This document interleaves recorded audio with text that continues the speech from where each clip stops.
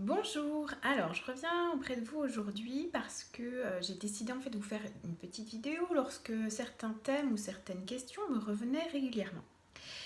Aujourd'hui je vous reviens parce que j'ai reçu régulièrement cette question ces derniers temps qui était pourquoi tu ne canalises plus ou pourquoi en tout cas dans tes posts tu ne partages pas pour l'instant des messages canalisés. Alors c'est très simple. C'est-à-dire que normalement, si on veut être au plus juste dans une canalisation, on ne se pose pas et on demande à recevoir un message. Normalement, on ne pratique pas comme ça. Pourquoi? Parce que si on se pose et qu'on demande à recevoir un message, à ce moment-là, en fait, on est dans une intention. Donc, on est dans une intention dirigée. Dirigée par quoi? Par le mental. Si on est dans une intention dirigée par le mental, comprenez bien que là déjà, on est dans une intention détournée et donc le mental va filtrer. Et vous savez qu'en canalisation, normalement, on essaye de mettre le moins de filtres possible. Je dis normalement parce que bien évidemment, à partir du moment où en fait le message passe par une personne, déjà il est filtré. Si on voudrait qu'en fait l'information ou l'intention passe en information pure, alors à ce moment-là, elle ne devrait pas être filtrée. Tout du moins dans un ressenti le plus pur possible ou dans une information qui se pose directement. Quand elle passe par un humain, quand elle passe par un canal, alors à ce moment-là, elle est filtrée par ce canal parce que lui a besoin de traduire l'information ou de vous la traduire en mots. Donc bien évidemment, ça passe par le mental qui sera son filtre, qui pourra le traduire.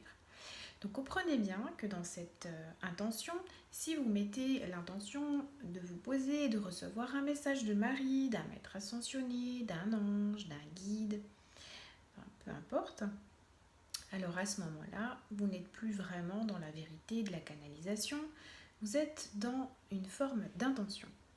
Vous êtes dans la volonté, et qui dit volonté, dit derrière se cache l'ego. Puisque, en fait, quand vous demandez à ce que se manifeste à vous une canalisation, eh bien, vous êtes dans une demande, mais une demande qui est régentée par l'ego. Et alors là, bien évidemment, on ne peut pas être dans une canalisation juste, parce que les informations, j'ai envie de dire, vont pas être pures, puisqu'elles vont être traduites par le mental, qui lui-même a reçu l'intention de l'ego. Donc voilà. Voilà pourquoi ces derniers temps, je reçois tout simplement pas de messages de canalisation. Eh bien parce que en fait, j'attends rien. Donc en fait, il faut savoir que les canalisations que je reçois, je n'attends rien. D'ailleurs, c'est assez surprenant parce que pour plusieurs d'entre vous, je vous ai déjà exprimé le fait que quand je reçois une canalisation, je ne suis pas du tout en mode méditation, réception de l'information, état méditatif, voilà, pas du tout. Souvent, la plupart du temps, je suis en train de courir, je suis en train de faire à manger, je fais la vaisselle, voilà. En fait, pour tout dire, j'ai le mental qui est à côté et je sens quelque chose qui arrive et je transforme en mots. Donc, bien évidemment, hein, il y a déjà une certaine forme de filtre. Mais voilà, en fait, je ne demande rien, je n'appelle rien. Et comme le mental a été mis de côté, eh bien l'information peut arriver et peut être réceptionnée puisque, entre guillemets, bah, elle est pure. Alors, c'est pas parce que c'est moi qui la reçois qu'elle est pure, hein, bien, ça c'est clair. Hein. C'est parce que, en fait, le mental est mis de côté, j'ai pas donné volontairement une envie derrière, l'ego est pas là, et donc je reçois l'information au plus juste, comme elle pourrait être traduite, selon encore mon filtre et mon canal. Bien évidemment, voilà, vous l'aurez compris.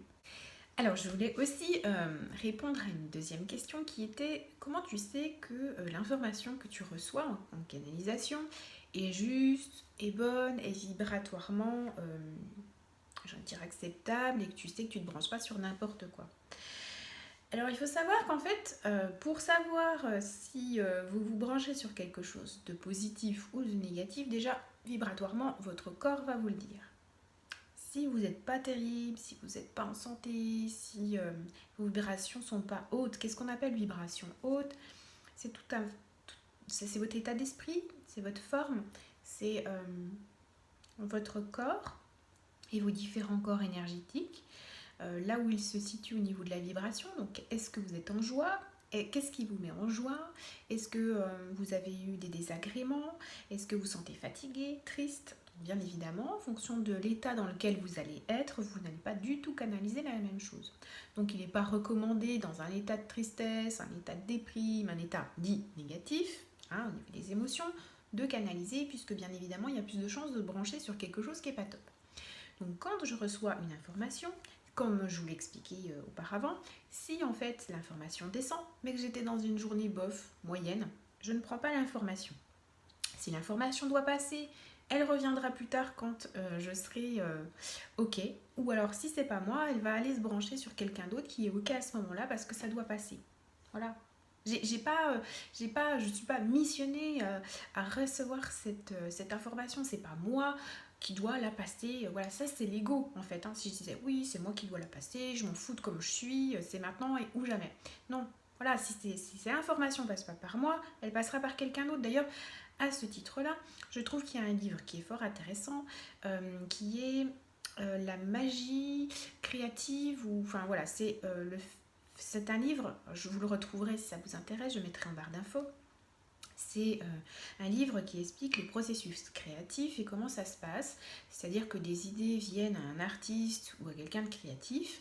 S'il n'est pas apte à recevoir l'information ou n'est pas apte à le pousser jusqu'au bout de la réalisation, cette idée va se positionner sur quelqu'un d'autre qui va prendre cette idée et qui va lui l'intégrer et le pousser jusqu'au bout du processus créatif. Ce qui arrive souvent, c'est qu'on dit « Ah oui, mais tu m'as volé mon idée ».